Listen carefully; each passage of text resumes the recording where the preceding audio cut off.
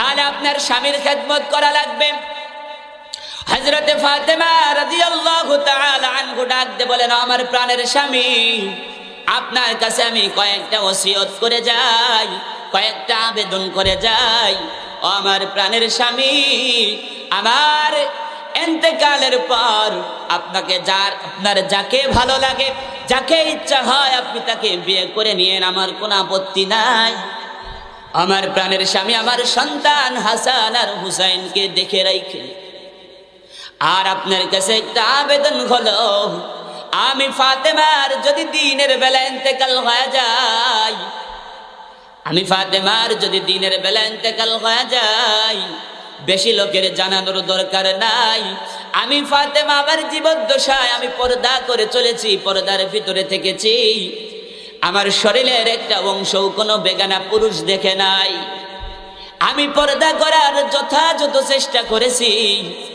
দিনের বেলা যদি আপনি প্রচার করে দেন ফাতেমার ইন্তেকাল হয়ে গেছে, যত সাহাবা একরাম আছে মক্কা মদিনায় যত মানুষ আছে, আমি ফাতেমার ইন্তেকালের কথা শুনে, নবী পাক সাল্লাল্লাহু আলাইহি সাল্লামের কন্যার ইন্তেকালের কথা শুনে হাজার হাজার মানুষের সমাগম হয়ে যাবে। আর আমার মন বলে, যখন খাটিয়ার ভিতর আমি ফাতেমাকে রাখা হবে, ও মহিলা প্যান্ডেলের মা বোনেরা ভালো করে বুঝবেন, ফাতেমার কিন্তু শত শত সেট কাপড় ছিল না, অনেক কিন্তু কাপড় চোপড় ছিল না, অল্প কাপড় ছিল, কিন্তু অন্তরে আল্লাহর ভয় বেশি ছিল। এ কারণে অল্প কাপড় থাকা সত্ত্বেও পর্দা করেছি। আর আমাদের মা বোনদের কাপড় যাদের নাই, যারা গরিব মানুষ, কমসে কম 50-60 সেট, ঠিক কিনা বলেন? হযরতে ফাতেমা ডাক দিয়ে বলো, আমার প্রাণের স্বামী, যখন হাজার হাজার মানুষের সমাগম হয়ে যাবে, আমি ফাতেমাকে যখন খাটিয়ার ভিতরে রাখা হবে, কাফনে যখন পেছানো থাকবে, আমি ফাতেমা তো মৃত থাকবো। ওই মানুষগুলা, বেগানা পুরুষগুলা আমি ফাতেমাকে দেখবে আর বলবে, ফাতেমা লম্বা ছিল নাকি খাটো ছিল আন্দাজ করতে পারবে, ফাতেমা মোটা ছিল নাকি চিকন ছিল তারা আন্দাজ করতে পারবে। ও আমার প্রাণের স্বামী, আমার মন বলে আবার পর্দার খেলাফ হয়ে যাবে। বলা যাবে কি সুবহানাল্লাহ? কেমনটা আল্লাহকে ভয় করেছে। মৃত্যুর পরে কাফনে জড়ানো থাকবে, মানুষগুলা দেখবে, তারা যাতে আন্দাজ না করতে পারে যে ফাতেমা মোটা ছিল নাকি চিকন ছিল, ফাতেমা লম্বা ছিল নাকি বেটে ছিল। এইটাও আল্লাহর ভয় ফাতেমার অন্তরে এত বেশি, এত বেশি, এত বেশি। এরপরেও বলতেছে, আমি ফাতেমার পর্দার খিলাফ হয়ে যাবে। আল্লাহু আকবার। হযরতে ফাতেমা ডাক দিয়ে বলো, আমার প্রাণের স্বামী, আর যখন আমি ফাতেমার খাটিয়াটা বেগানা পুরুষেরা যখন কাঁধে নিবে, তখন তারা আন্দাজ করতে পারবে, আইডিয়া করতে পারবে যে ফাতেমা ভারী ছিল নাকি পাতলা ছিল। ও আমার প্রাণের স্বামী, অতএব দিনের বেলায় যদি আমি ফাতেমার ইন্তেকাল হয়ে যাই, ও আমার প্রাণের স্বামী, আপনার কাছে আমার আবেদন হলো, আপনার কাছে আমার নসিহত হলো, আপনার কাছে আমার দরখাস্ত হলো, আমার প্রাণের স্বামী, দিনের আলোতে যদি আমি ফাতেমার ইন্তেকাল হয়ে যাই, বেশি মানুষের জানানোর দরকার নাই। আর যদি আমি ফাতেমার রাতের বেলায় যদি ইন্তেকাল হয়ে যায়, পাড়া প্রতিবেশীদের অল্প কয়েকজনকে নিয়ে আমি ফাতেমার জানাজা দাফন কাফন সম্পূর্ণ করে দিবেন।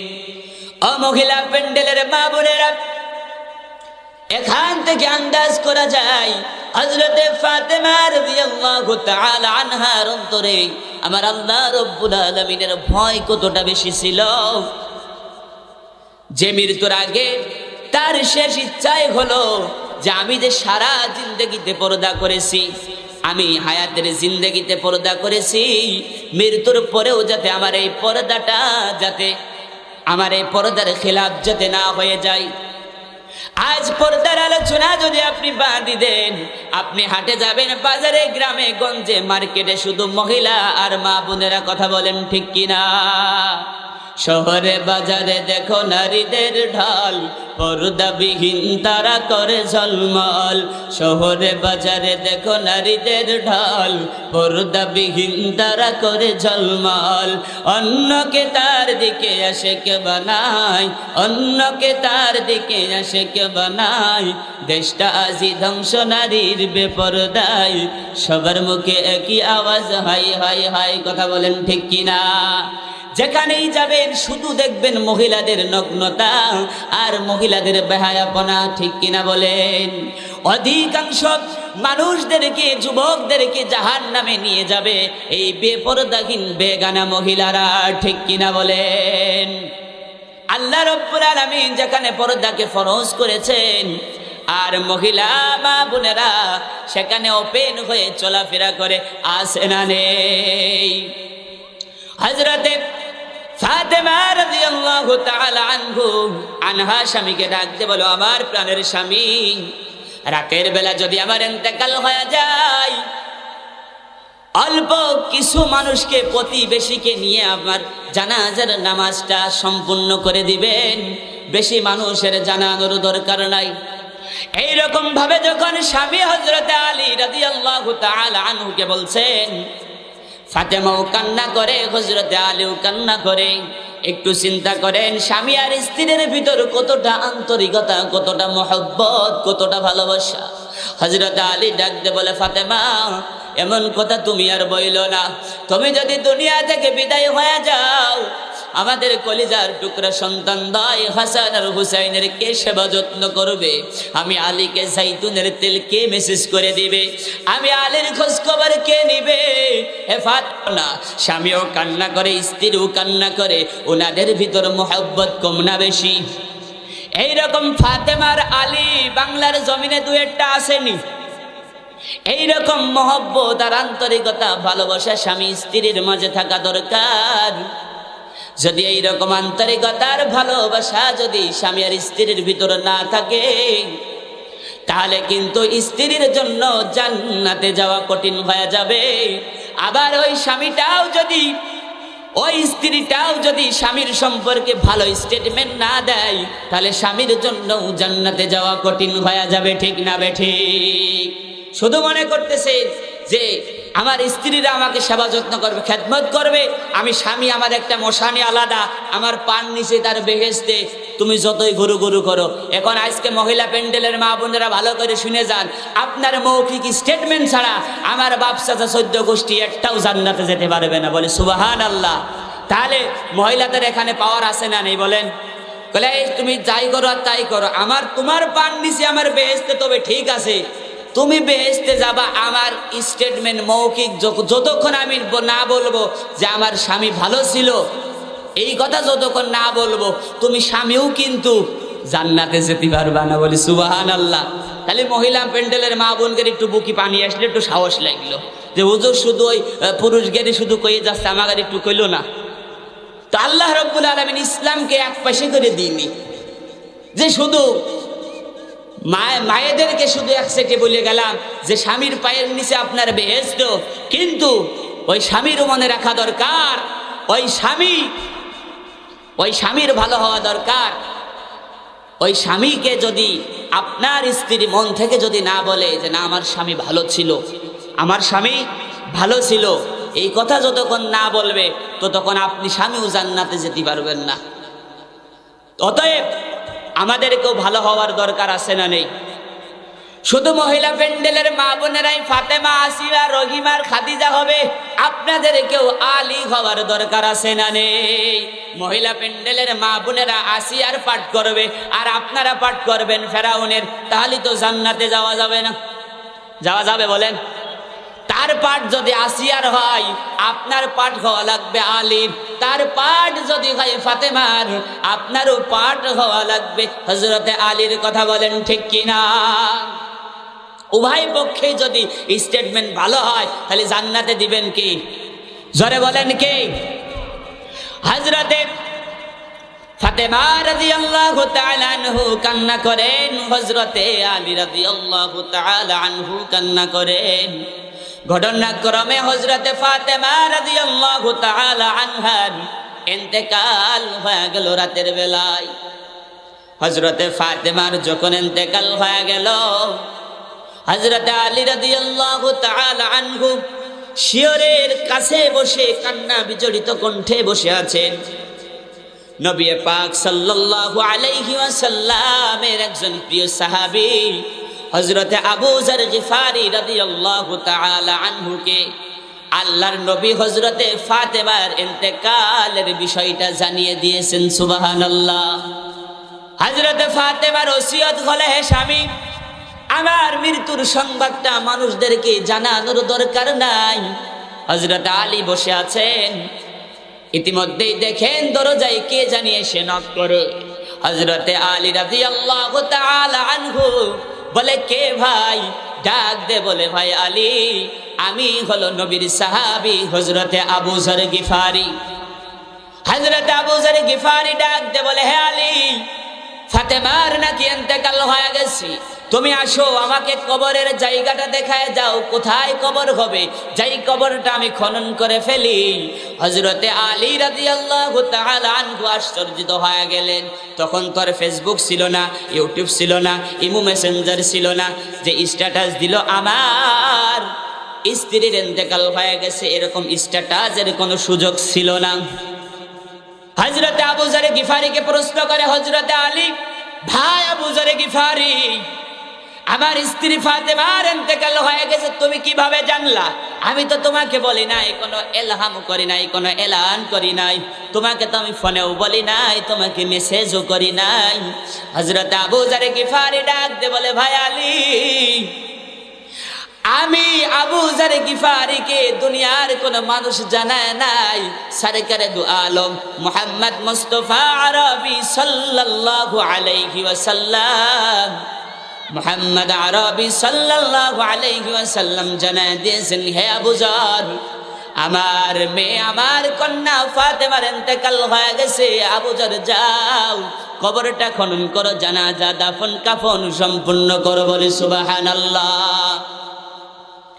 হযরত আলী রাদিয়াল্লাহু তাআলা আনহুকে বললেন যে, ভাই আলী, আমাকে কবরের জায়গাটা তুমি দেখায়া দাও, কোথায় কবর খনন করা হবে।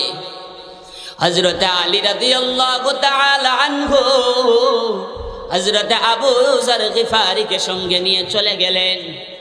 হযরত আলী রাদিয়াল্লাহু তাআলা আনহুকে সঙ্গে নিয়ে আবু যর গিফারিকে সঙ্গে নিয়ে চলে গেলেন যেখানে কবর খনন করা হবে।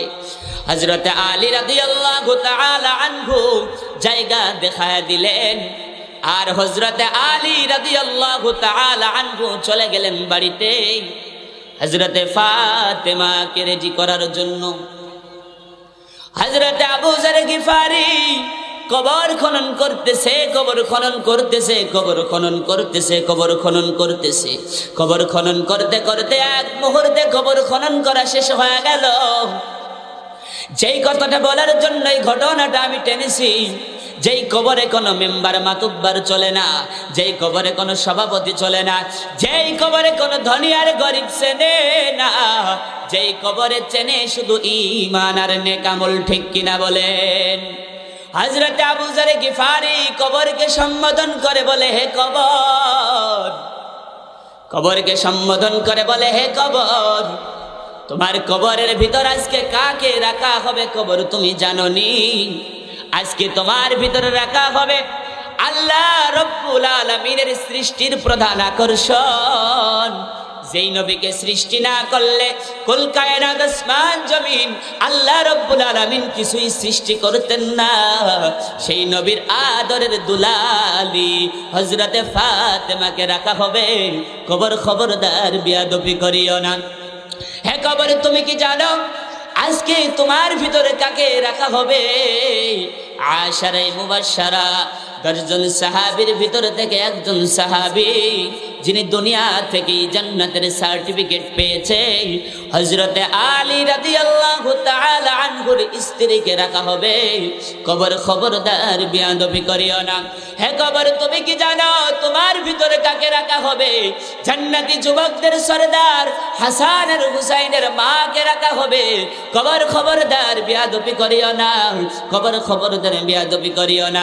হে কবর, তুমি কি জানো তোমার ভিতরে আজকে কাকে রাখা হবে? জান্নাতি মহিলাদের সরদারনি হযরত ফাতেমাতুজ জাহরা খাতুনে জান্নাতকে রাখা হবে। কবর খবরদার বেয়াদবি করিও না, কবর খবরদার বেয়াদবি করিও না। আবু যর গিফারি যখন কবরকে এই কথাগুলো বলছে, আল্লাহ রাব্বুল আলামিনের অর্ডারে কুদরতি ভাবে কবরের জবান খুলে গেল। বলে সুবহানাল্লাহ। কবরের জবান খুলে গেছে। কবর ডাকতে বলে, হে আবু যর গিফারি, আমি কবর আল্লাহ রাব্বুল আলামিনের নবীর মেয়ে ফাতেমাকে চিনি না, আমি কবর হযরত আলীর স্ত্রীকে চিনি না। হে আবু যর গিফারি, আমি কবর হাসান আর হুসাইনের মাকে চিনি না। হে কবর, আমি কবর, হে আবু যর গিফারি, আমি কবর খাতুনে জান্নাত ফাতেমাতুজ জাহরাকে চিনি না। কবর, আমি কবর চিনি শুধু আমার ভিতরে যে ঈমান আর নেক আমল নিয়ে আসবে, আমি কবরটা তার জন্য প্রশস্ত হয়ে যাব। বলি সুবহানাল্লাহ। তাহলে কবরের ভিতর দলের নাম চলবে। যারা আওয়ামী লীগ বিএনপি রাজনৈতিক বড় দল, পরিচয় দিলে কাম হবে। সম্মানিত উপস্থিতি, ওই কবরের ভিতরে কোনো দলীয় পরিচয় চলবে না। আপনি দুনিয়ায় মেম্বার নাকি চেয়ারম্যান, এটা চলবে না। একটু চিন্তা করেন।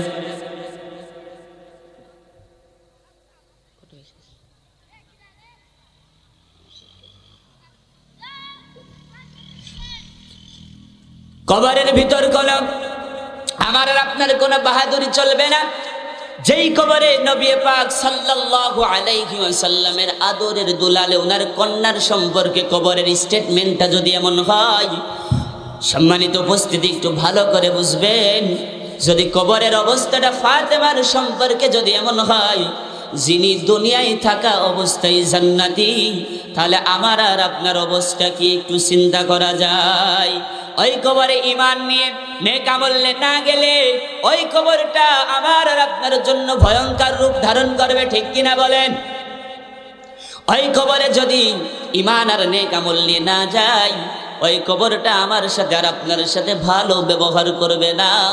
এই জন্য হাতে ধরবো, পায়ে ধরবো, যারা হাত করে অনুরোধ করে যায়, আল্লাহ রব্বুল আলামিনের যে বিধানগুলো আছে, আল্লাহ রব্বুল আলামিন যেন সঠিকভাবে আদায় করে ওই কবরে যাওয়ার তৌফিক দান করেন। বলেন আমিন।